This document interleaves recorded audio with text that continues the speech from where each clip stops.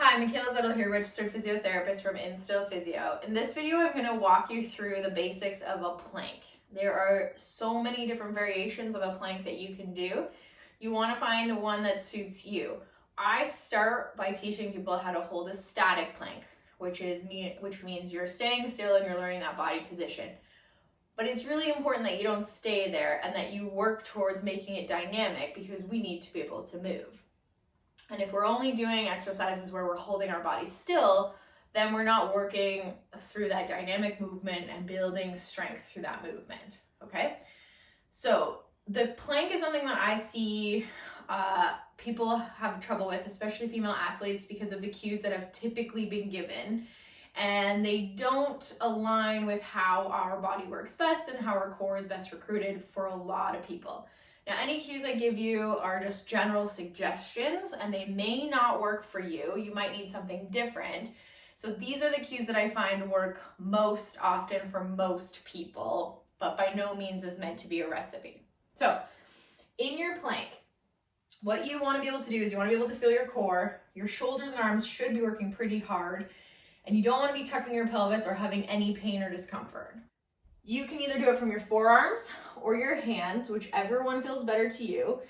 And you can do it from your knees or your feet. Again, whichever one feels better to you. And when I say feels better, it's the position that you can maintain while still feeling your piston breath. Okay, that's key. So in your plank position, you want to lift up through your shoulders. So lots of times people are sinking down or they're pulling their shoulders back, but you actually want to be pushing. That's going to help you engage your shoulders, and you don't want to hike up towards your ears, so you're going to push away and draw them down your back a bit. Now the pelvis, a lot of times you get cued to hold it really, really flat, which a lot of people do this, like this. And as we went over in the piston breath, when you curl under like this, you're using your rectus abdominis really well, but you're not connecting well to your deeper anticipatory muscles, which is your pelvic floor, your diaphragm, and your transverse abdominals. And also, this is an end position, so a lot of people will work on getting strong here, and then they have a hard time holding that middle position, which is really where you move from most often, or where you ideally should move from most often. So I'm gonna go back, set up, so pushing up and drawing down. And then I want to lift my tailbone just a little bit towards my head. To me, that feels really good here. And then I'm going to check, can I do my piston breath? Can I feel my pelvic floor lengthening on the inhale and lifting on the exhale? Can I feel my ribs moving? Yeah, I can. So this feels good to me here. So now I could add movement, okay? And what I would do for movement is I would breathe in, start my breath out,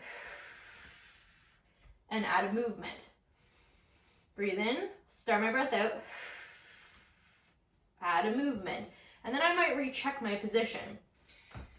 So for me, that felt good. Now, if that doesn't feel good to you, you have other options to introduce movement. You could start from your knees, find that position.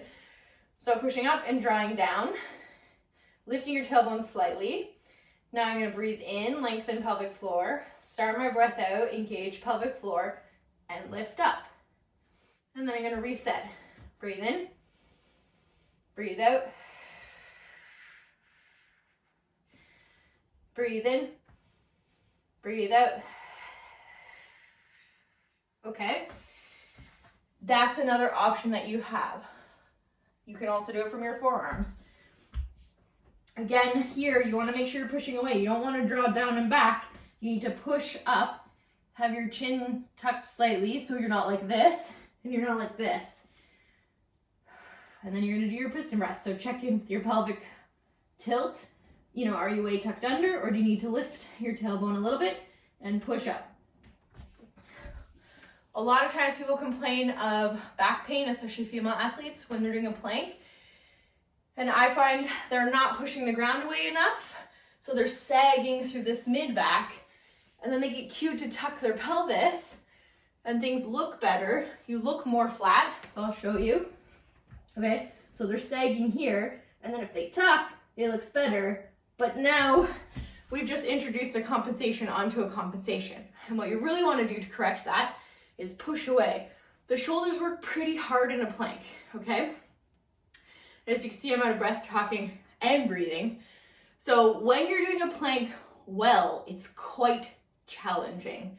And then your introduced movement is a great way to build your core strength and your core recruitment, because you need to learn how to connect that breath, keeping that midline position, and then moving from there. So try one of these variations of a plank, or just use these cues in planks that you're already doing in your workout. If you have any questions, let me know.